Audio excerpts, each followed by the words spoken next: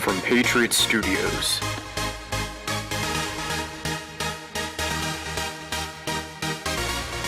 On air.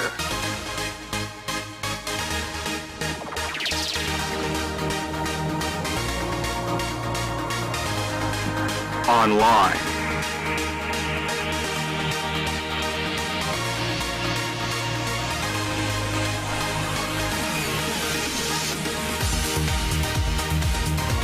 On the go.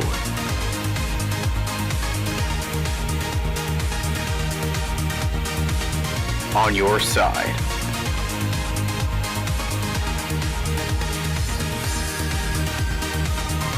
Pure Cincinnati.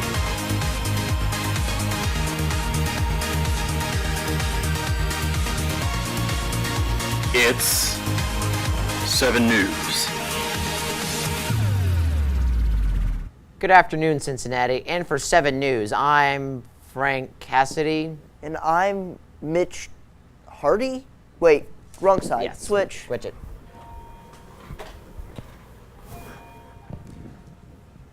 Oh, much better. So, Mitch, did you enjoy yourself at the Reds game last evening? Oh yeah, I did. It was a great time. The Reds won 3-2, beating the Cubs, and it was their first win of the season. Now let's go to Ben Friedberg for more information on the spectacular game.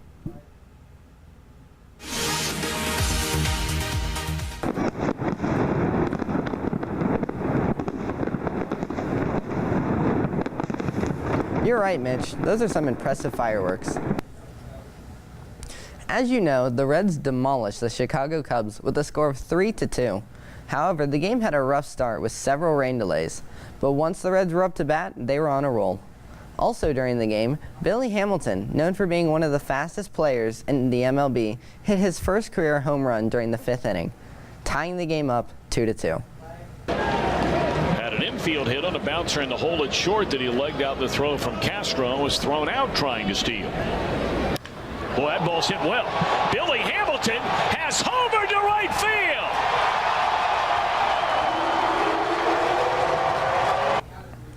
Later on, Chris Heisey hit the tie-breaking run in the 6th inning. He also reached base by a walk and 2 infield singles, stole a base, and made a diving catch in center field. Of all those things, by far the home run was the most unexpected. "It's a good feeling for me," Hamilton said. "That's not what I want to do, but sometimes it just happens." Zach Cozart tripled to right center with 2 outs in the 6th inning, and Heisey's pinch hit single put the Reds ahead as heavy rain started to fall, and the 3rd rain delay followed that lasted an hour and 11 minutes. Overall, I'd say it was a well-played game with spectacular plays on both sides. The Reds also recently unveiled the Hall of Fame. Our traveling sports reporter was able to capture the event.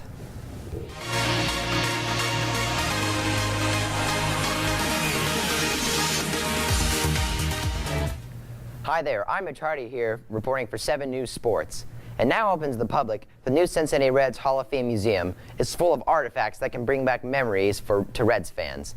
Many fans are looking forward to the opening of this new museum and can add excitement to the public's trip to all home games.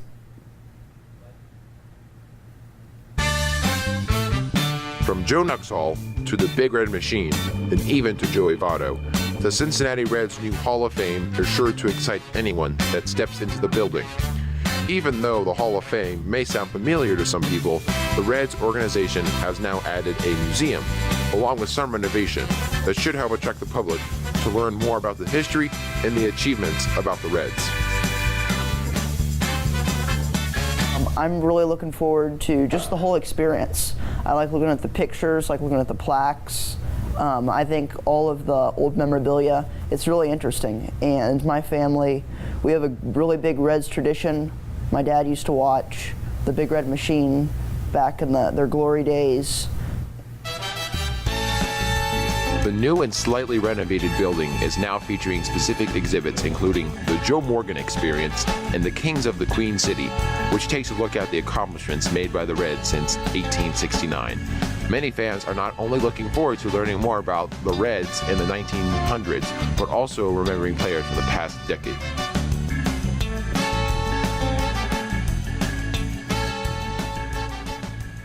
I mean, it wasn't the best time in terms of World Series. It's kind of a downtime, but didn't mean we didn't have some good players. I mean, Sean Casey, one of the best leaders we've ever had. Adam Dunn, that guy can hit a home run out of anything.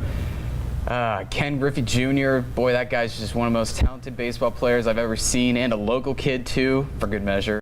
After being open for the first game of the season, ticket sales have skyrocketed for the museum and even for games as well. This really shows how much the people in Cincinnati really care about their teams and their rich history in sports.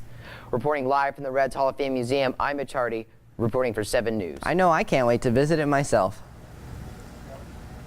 In other news, the Los Angeles Clippers owner, Donald Sterling, said he's sorry, but at the same time, he felt like he was baited to make racist comments nearly 2 weeks after the NBA fined him and banned him for life for his remarks in a recorded conversation. Stiviano, Sterling's girlfriend, told ABC News earlier this month that the recorded conversation was similar to many she had with Sterling about race. There's been a number of occasions where Mr. Sterling and I had conversations just like this one, she said. Part of what the world heard was only 15 minutes. There's a number of other hours that the world does not know about. Sterling, in an interview with Anderson Cooper from CNN, went on to say he had spoken to Magic Johnson twice since the comments became public, but since he didn't think Johnson was a good example for the children of Los Angeles. Well, if I said anything wrong, I'm sorry, Sterling said. He's a good person, and what am I going to say? Has he done everything he could to help the minorities? I don't think so. I'll say it. He's great. I just don't think he's a good example for the children of Los Angeles. That's all for sports. Back to you, Mitch and Frank. Wow, Mitch, you were so lucky to attend that game, and I can't wait to visit the new Hall of Fame. You know, there's a lot more that's going on in Cincinnati besides sports. Like what? Well, for instance, in the past few weeks, Thomas More College in Kentucky has announced that marine biology majors are now able to participate in various hands-on activities at the Newport Aquarium. The college announced that students would be allowed to begin their studies at the aquarium starting this upcoming fall. Thomas More President David A. Armstrong called the collaboration groundbreaking, and that students will be able to work with aquatic animals in an aquarium that is private, but still open to the public. Many students around our city hope that this may start a trend and may be able to study at places such as the Cincinnati Zoo or even down at the Newport on the Levee. This is just the beginning of hands-on learning for college students in the tri-state area and can lead to other experiences for even high school students. Many of the families that move to the Cincinnati area are often employees of one of the largest corporations in the Midwest, Procter & Gamble. It has just been announced Thursday by Jobs Ohio President and Chief Investment Officer John Miner that the Procter & Gamble company will establish a distribution center in the Dayton suburb of Union to serve its Midwest customers. Because of an overwhelming demand for many of the products that P&G manufacture, the company has decided to spread their company over the tri-state area in hopes to decrease the large amount of goods that are being ordered from the Cincinnati headquarters. P&G also hopes that the new buildings around the area will be able to attract new employees and increase the products purchased as well. I'm just receiving news that there is a major storm coming our way. Let's go to meteorologists for a severe weather update.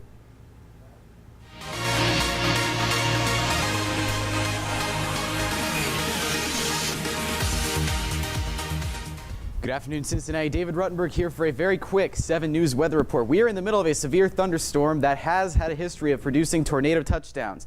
Let's take a look at our radar now. There's still a lot of storm coming through our area, and it's not getting out of here anytime soon. But as for our warnings, we got some new warnings in Hamilton, Butler, and Kenton County in Kentucky. If you are in any of these counties, that means that rotation has been spotted in the area in these counties. And I advise you to get out of harm's way as soon as possible. Right now, we are on the phone with Jim Ferguson of Coleraine, Ohio, right in the epicenter of this storm. How are you doing, Jim? Well, I'm a bit scared, man. That is very understandable. A lot of hail hitting my windows. I don't know what to do. Sir, I just need you to stay calm at the moment and get into your basement now. Okay, I got you. Thank you for your insight, Jim. Now let's take a look at our storm progress. Right now, it is about in Hyde Park. And in about 9 minutes, it will be in Hillsborough, so you have not a moment to waste if you are on the far east side. I would suggest getting into your basement ASAP because the storm just will not stop producing tornadoes. And we'll be tracking this storm for the rest of the evening. But for now, I'm David Ruttenberg from 7 News Weather Report. We will be sure to follow the storm and keep you safe. Hey, Mitch. Yes, Franklin. Will this protect me from a tornado? Well, maybe if you just want to keep your hair dry. To our viewers out there, do not follow his example. Find shelter in the nearest basement or sturdy building and listen for warnings. If you hear a siren, stop watching our awesome newscast and get to the basement. We would also recommend installing a TV in your basement if you are one of the many addicted to our newscast. Don't worry, you are not alone. In other news, a new emergency is arising. Significant deficit balances have prompted Ohio State Auditor Dave Yost to place St. Clair Township in a state of fiscal emergency. Now is the time to address these deficits, Yost said in a news release. Developing and following through on a recovery plan won't be easy, but the financial health of the township depends on it. My office stands ready to help whenever we can.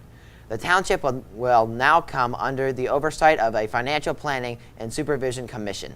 A financial plan must be developed by the Board of Trustees and approved by the Commission within 120 days of its first meeting to address the township's financial crisis. That sounds like it's as deadly as the storm coming our way. It sure does. Both financially and weather-wise. You're right, Franklin. While you're waiting for the tornadoes to come, we thought we should tell you about some new movies coming out.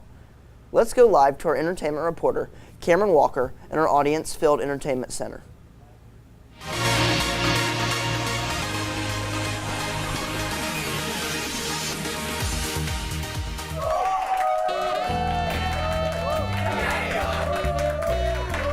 Hello, I'm Cameron Walker with 7 News Entertainment. Thanks, I guess.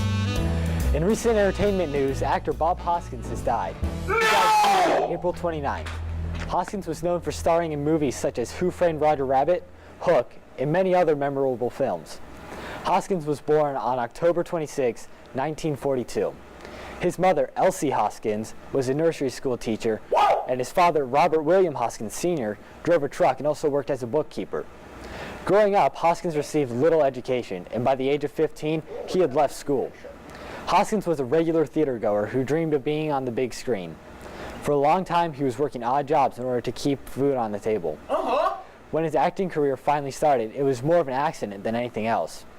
He went to watch some auditions with a friend when he was mistaken for someone auditioning. He was handed the script and told, "You're next." He got the part and soon an agent. After some success on the stage, he moved on to television where he starred in series such as Thick as Thieves, Villains. His filming career started in the mid-70s with his role in John Byram's Inserts. His most recent film was Snow White and the Huntsman, in which he played Muir. Bob Hoskins had a long acting career, starring in over 100 movies and TV series.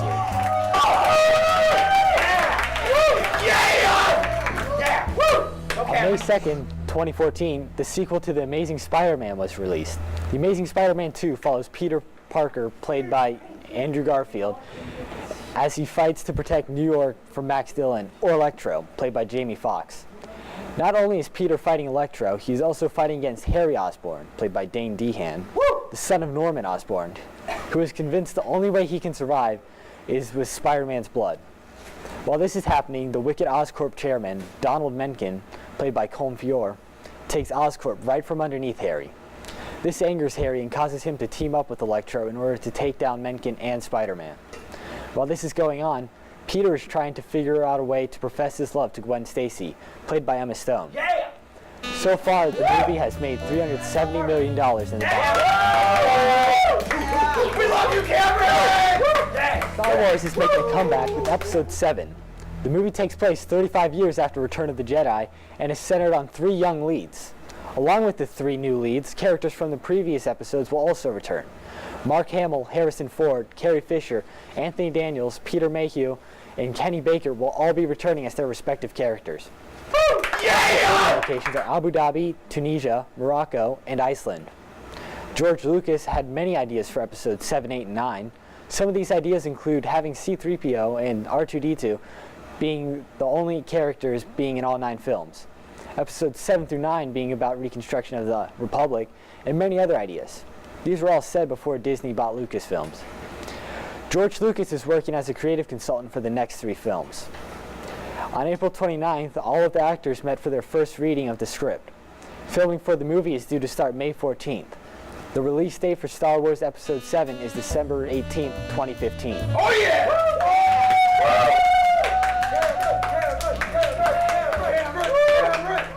Now let's hear a word from our sponsors, the Indian Hill Television Network.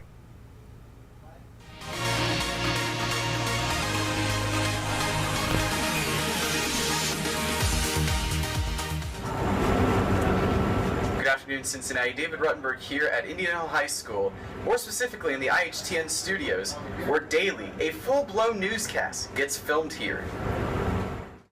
Every day you will see this room filled with students with an interest in the field of broadcasting, trying to prepare their careers, and what could be a better place, because the Indian Hill administration has gone all out here. IHTN actually is an acronym for Indian Hill Television Network.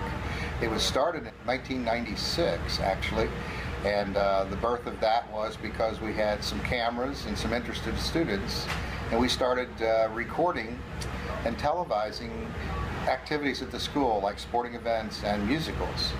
And from that time, it has grown to the present date where it is now HD, and we still produce even more sports and musical performances throughout the district. The studio contains all sorts of professional equipment, from roll-ins, from graphics and video, to even an ATEM switcher available to the students. Well, I feel like it's very great and a lot of fun to have this television program at our school. Not a whole lot of schools in the Cincinnati area have this opportunity, and it's great to learn something that I may be interested in the future, going into broadcasting or something like that in my future. So it's great to have a starting point and also learn from some of the best people that I know and that know a lot about television and technology. You can find the IHTN crew all around school, filming various events such as sporting events, concerts, and even their own weekly imitation newscast. You can catch the product of the IHTN crew's labor on their YouTube channel every week. Reporting live from Indian Hill High School, I'm David Ruttenberg of 7 News. Back to you in the studio. We would also like to acknowledge that this program would not be possible without their funding. They even bought this suit. We have a new development over lake safety. We now go to David, who will tell us why it's important to respect the lake.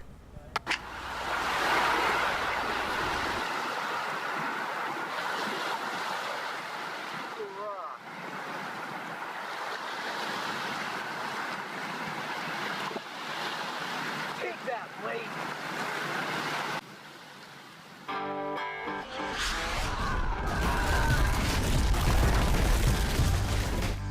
Don't be a lake abuser.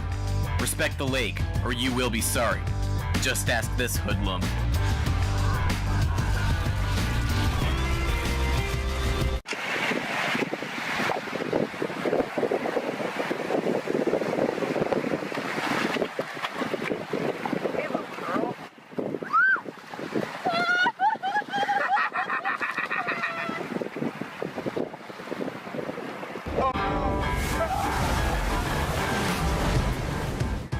Don't be a lake abuser.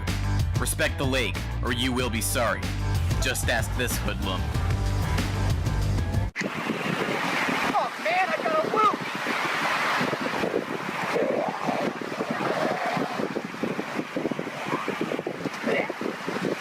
Take that!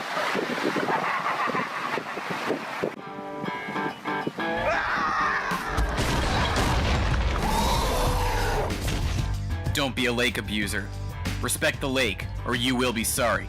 Just ask this hoodlum. In world news, a swiftly developing story in Nigeria has quickly gained international attention. Just over 3 weeks ago, more than 300 girls and young women were kidnapped from a boarding school in the remote northeastern town, Chibok. They were taken hostage by a group of African terrorists led by Boko Haram. Since then, a total of 53 have escaped, and 276 remain in captivity, according to police. Countries worldwide are aiding in the search for these girls. We hope they will soon be found. Also in world news, last week the Balkans experienced some of the worst flooding seen in years. A slow-moving west system dumped 3 months' worth of rain onto the region in just 3 days. At least 36 people have been killed, and tens of thousands of others were forced to leave their homes in the Balkans. On a lighter note, a new skyscraper in the UK has been attracting a lot of attention lately. Its name is The Shard, and it has been named #1 International Skyscraper for 2014. The awards, announced annually since 2000, are chosen by an international jury of experts who will select nominated buildings completed in the last year and are at least 100 meters tall according to aesthetic and functional design criteria. We're with our weatherman, David. So tell us, should we be worried about this storm? Oh, I'd say we should be quite worried about this storm. Let me tell you more about it. Yes, that's right, Cincinnati. We are currently under storm watch. There is a powerful storm going through our area that has produced tornado touchdowns in the past. So I would not be surprised at all if we see some tornado siren action tonight. Let's take a look at our radar here. And as you can see, we've got this major storm coming in all the way from Little Rock, Arkansas, up through Missouri and Illinois and Indiana into Cincinnati. This storm is massive, like I said, and it's not moving all that quickly. All these red boxes here are tornado watches. So that means our entire area is currently under conditions that are proper for a tornado to form. So keep that in mind. We will be seeing those tornado sirens popping up later today. Well, speaking of tornadoes, here is a map for our tornado threat. As you can see, the yellow area right around here is where the threat for tornadoes is very slight. But when you get to the red, obviously, that's where you have the greatest risk for tornadoes. And as you can see, being in Cincinnati right here, we are in the prime area for tornadoes. Let's take a look at our watches and warnings. As you can see, like I said, there are tornado watches across our entire viewing area. But what I want you to pay attention to right here are these little red counties here in northern Kentucky and southeastern Indiana. Those are tornado warnings, which means there has actually been rotation spotted in the air. If you are under a tornado warning, please get to your basement as soon as possible because tornadoes are a-coming. Let's take a look at our radar again. As you can see, this storm is moving very, very quickly, and here are all of our tornado watches posted along here. We now go to our field reporter, Alex Pregel, who is standing in downtown in the middle of this storm to basically tell us what's going on right now.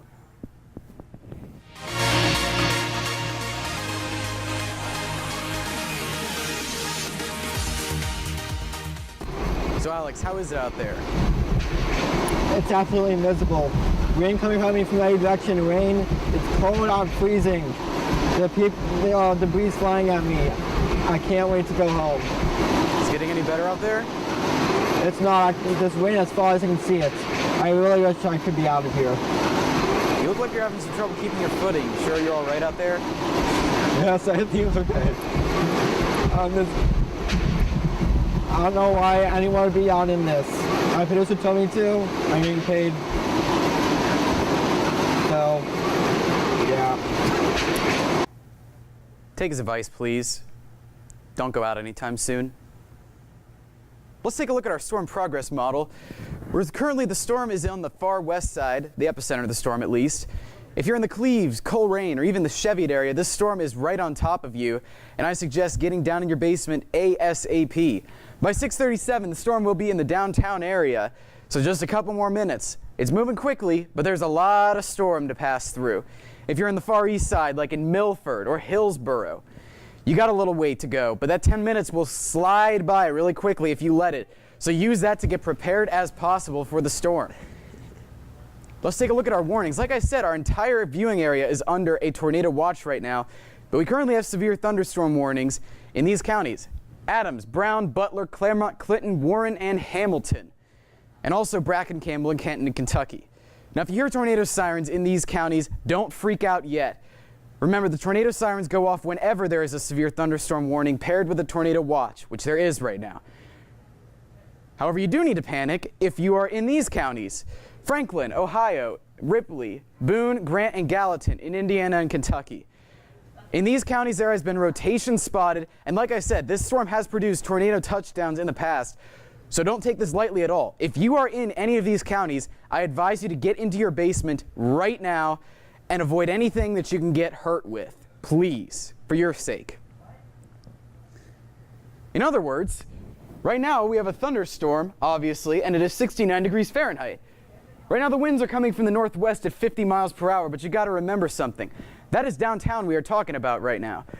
If we were to put these measurements in the epicenter of this storm, and downtown will be in the epicenter of this storm very shortly, you'd be getting winds of over 100 miles per hour.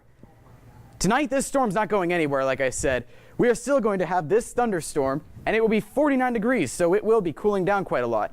But the winds will also be dying down ever so slightly, at 40 miles per hour. But if we all survive, tomorrow it's going to be sunny and 76. So if you're still alive, make sure you put on the sunscreen because you're going to need some of it tomorrow. But it will be windy outside with winds coming from the northeast at 35 miles per hour. As you can see, our river level is going to be on the rise too over the next week, thanks to all the rain we're getting. Now let's take a look at our 5-day forecast. Obviously, we have our thunderstorm here today on Wednesday, and 71 degrees is our high. On Thursday and Friday, we're going to be having some nice and sunny conditions, like I said, but enjoy it because it's not going to be around for long. On Saturday, the clouds are going to come back and it's going to cool down just a little bit. And on Sunday, we're even going to get a little bit more rain. I know that's about the last thing you'd want these days. We're going to be keeping you updated on this storm periodically as it moves through our area. But for now, I'm David Ruttenberg from 7 News Weather. Thanks for the update, David. You know, Franklin, I can't wait to go to my outside Zumba class tomorrow. Now we go to my favorite group, the Indian Hill Braves Marching Band.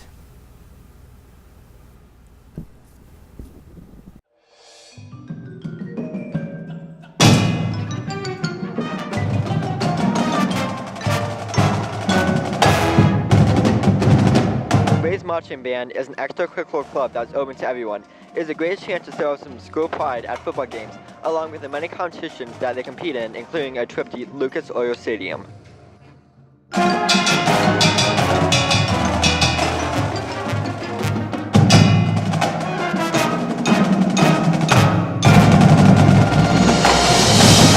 think it's a great activity and that everybody should partake in it, mostly because it's just a ton of fun playing great music that everybody would enjoy to hear and watch us march.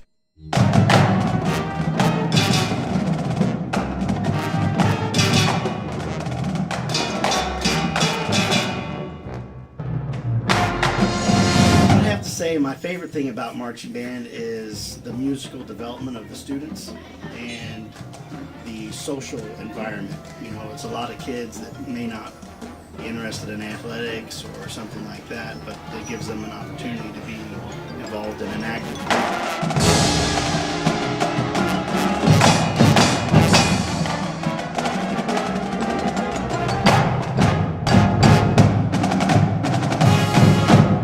The Braves Marching Band is comprised of 3 main sectors, the winds, percussion, and color guard. If you're interested in joining, even if you don't play an instrument, contact Mr. Barker to find out how you can become part of the Braves Marching Band.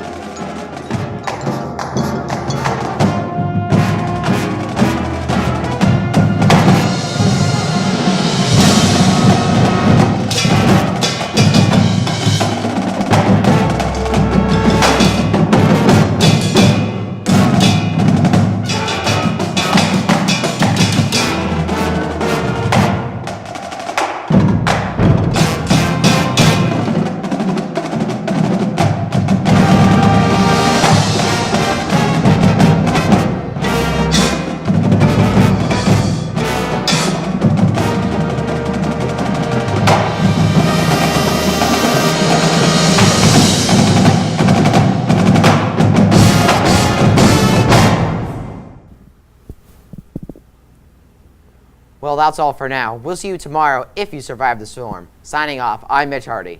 And I'm Frank Cassidy. Thanks for watching.